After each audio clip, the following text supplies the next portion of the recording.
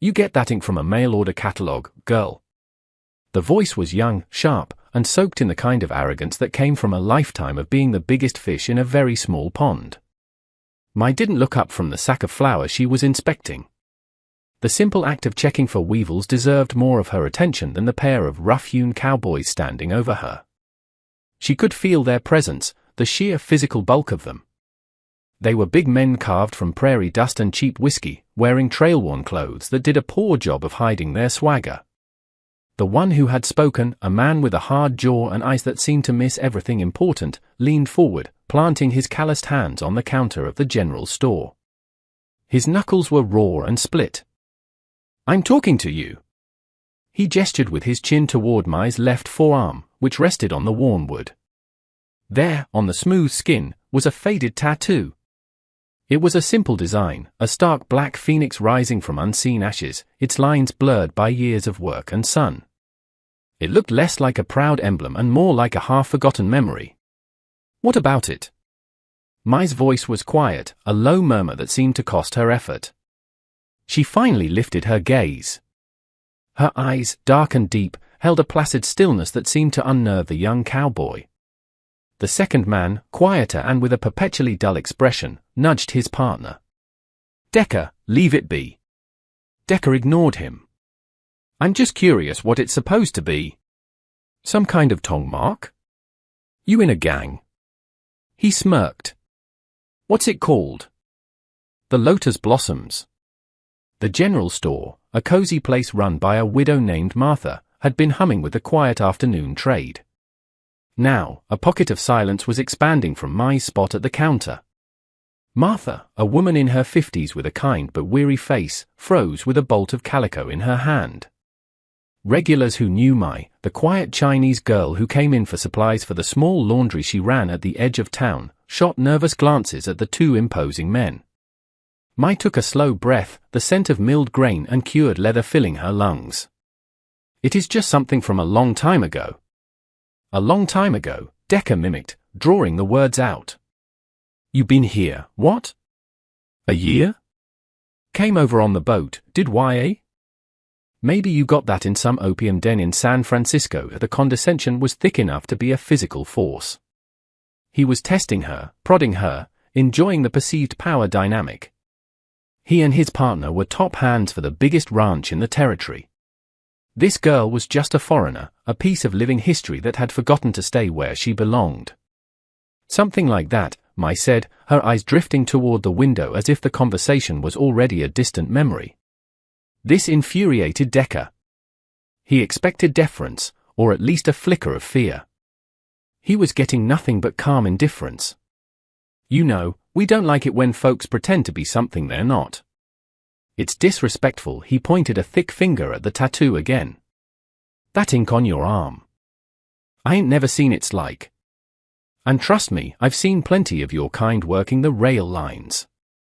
The second cowboy, Boone, finally spoke up, his voice low. "She ain't claiming anything, man. We're here for barbed wire. Just let her be." "No," Decker snapped, his focus locked on Mai. "I want to know. I want to hear the story that goes with your cheap tattoo. What's it mean, girl?" Mai's gaze returned from the window and settled on Decker's face. It wasn't a challenging look.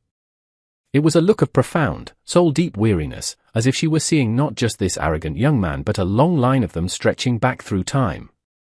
"It means something," Mai said, her voice barely a whisper, "to the people it's supposed to." Decker laughed, a harsh, barking sound. "That's it? That's all you got?"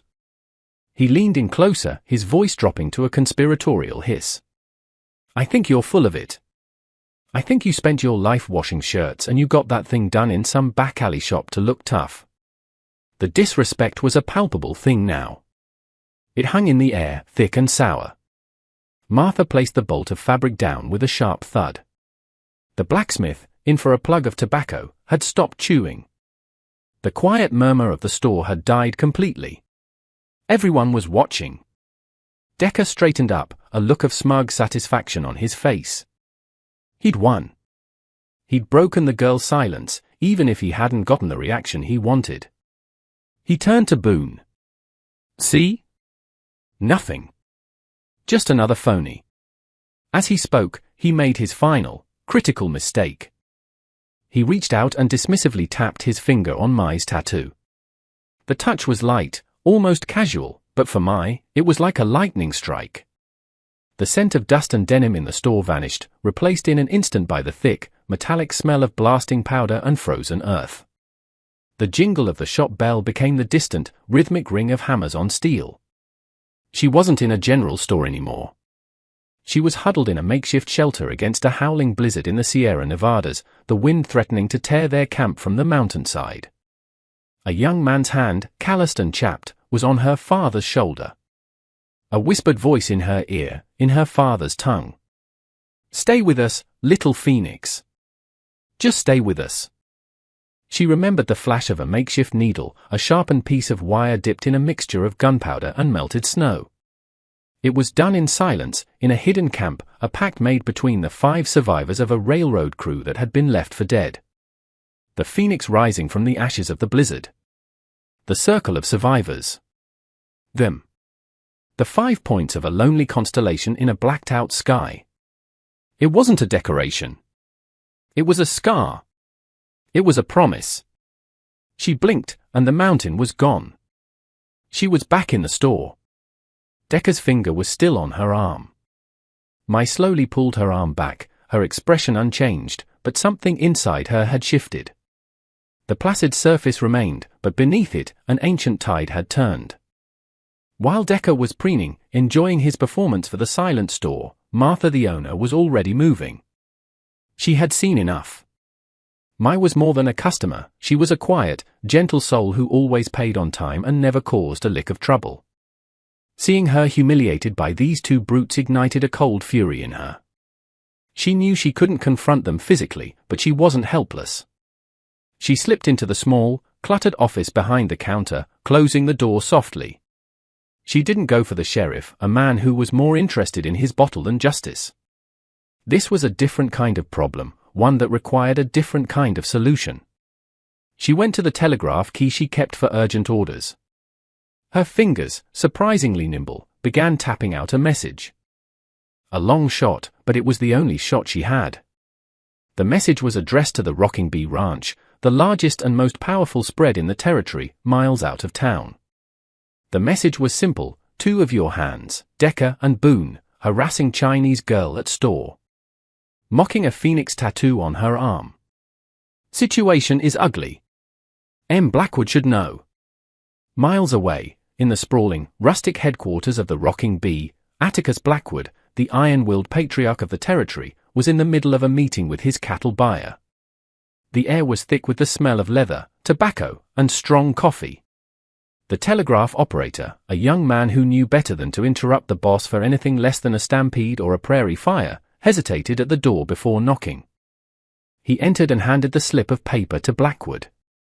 The rancher, a man in his late 60s with eyes the color of a stormy sky, took it, his expression one of mild annoyance at the interruption. He read the first line and his face didn't change. He read the second line, about the harassment, and a muscle in his jaw twitched. Then he read the third line. Mocking a phoenix tattoo on her arm. The change was instantaneous and terrifying. The mask of composure didn't just crack, it vaporized. The color drained from Atticus Blackwood's face, replaced by a dark, thunderous rage that seemed to suck the very oxygen from the room. The cattle buyer flinched back, stunned. Blackwood rose from his chair so quickly it screeched back and nearly toppled over. His voice, when he spoke, was not a shout. It was a low, guttural command that sliced through the silence. Get my horse. Get my foreman. Now he looked at the cattle buyer. This meeting is over. Back in the store, the tension had reached its breaking point. Decca, having received no satisfying reaction from Mai, decided to escalate. His patience was gone, replaced by a mean-spirited need to see the girl break. All right, I think we've had enough of your silent act, he said, his voice hard. He grabbed Mai's upper arm, his grip surprisingly strong. Let's take a little walk outside. You and me, we can talk about respect. He was threatening to physically assault her in a public place. A collective gasp went through the room. Boone grabbed his partner's shoulder. Decker, no. What are you doing? But Decker was beyond reason. He started to pull Mai from the counter. It was then that the sound reached them. It wasn't the familiar plodding of farm wagons. It was a deeper, more ominous sound. The thunder of powerful horses moving at a full gallop. Heads turned toward the windows. 3 riders had screamed down the main street, their horses churning up clouds of dust. They pulled up in a perfect formation in front of the store. Before the horses had even settled, the lead rider dismounted. He was not a young man, but he moved with an unnerving, powerful grace. Decker and Boone froze. They recognized the horse. They recognized the man. Their blood ran cold. The arrogance and bluster drained from Decker's face, replaced by a sickly pale confusion and the first icy tendrils of pure dread. Out of the dust strode Atticus Blackwood. The silver conchos on his saddle glittered in the afternoon sun. He didn't look at anyone. His eyes, burning with a cold, controlled fire, were fixed on the store's front door. He strode toward it, his foreman falling in silently behind him. The bell above the door jingled softly as the rancher entered. The room was so quiet that the sound was like a gunshot. He filled the doorway, his presence sucking all the air from the small space. He ignored the stunned cowboys. He ignored the gawking townsfolk. His gaze swept the room and found the girl at the counter. He walked directly to Mai. He stopped, his polished boots inches from her. Decker still had his hand on Mai's arm. The rancher's eyes flicked down to that hand, and the look in them was so venomous that Decker snatched his hand back as if he'd been burned. Then, Atticus Blackwood did something that no one in that store could have ever predicted. In the dusty general store, surrounded by the smell of flour and tobacco, the most powerful man in the territory stood before the small Chinese laundress and gave a short, formal bow from the waist. A gesture of profound respect. Time seemed to stop. After a long moment, the rancher straightened. His voice, when he spoke, was thick with an emotion no one had ever heard from him before. Mai Ling. It is good to see you. Mai looked up at him, and a faint, sad smile touched her lips. Atticus. You have gotten old. Blackwood allowed himself a small, grim smile. He then turned his attention to the 2 cowboys, who looked as if they were about to be physically ill. His eyes were arctic voids. You, he said to Decker. You questioned this woman. You questioned her, Mark. Decker could only manage a choked, stammering sound. The rancher didn't wait for an answer. With slow, deliberate movements, he unbuttoned the cuff of his dusty right sleeve. He rolled it up his forearm, past the wrist, past a thick, leather watchband.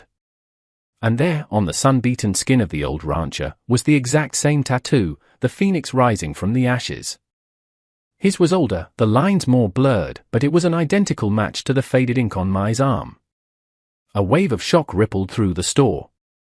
Let me tell you who you were speaking to, the rancher said, his voice low and dangerous, yet loud enough for everyone to hear. This is Mai Ling, daughter of Chen. Before there was a town here, before there was a ranch, there was the railroad. There was a handful of men sent into the mountains to do the impossible. They were ghosts. Their names were never written in any record books.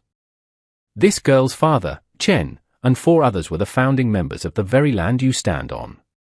He took a step closer to Decker and Boone, his voice dropping even further. In the winter of '69, on a stretch of track so remote it still ain't on any map, our crew was caught in a blizzard.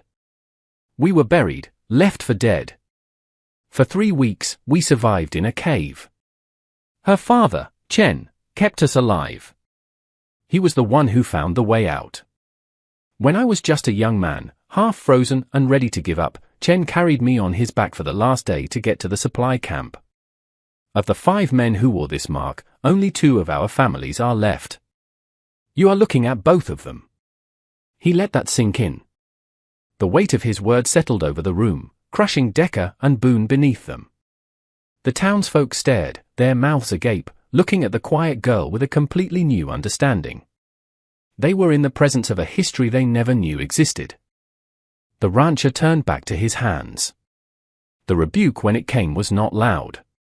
It was a quiet, surgical evisceration. You wear the brand of my ranch. That is supposed to mean something. Today you forgot what honor is. You forgot what respect is. You forgot that every single thing you have, every meal you eat, every dollar you earn, was paid for by the sweat and blood of people like her father. You forgot to respect your betters. You forgot everything. He looked them up and down with utter contempt. The bunkhouse, sunrise tomorrow. Be prepared to be given new duties. He had just ended their careers as respected cowboys. As the two young men stood there, broken and humiliated, Mai finally spoke. She looked not at the rancher but at the pale, shattered faces of Decker and Boone. Her voice was soft, devoid of anger or triumph. The tattoo does not make the person, she said, her dark eyes holding theirs.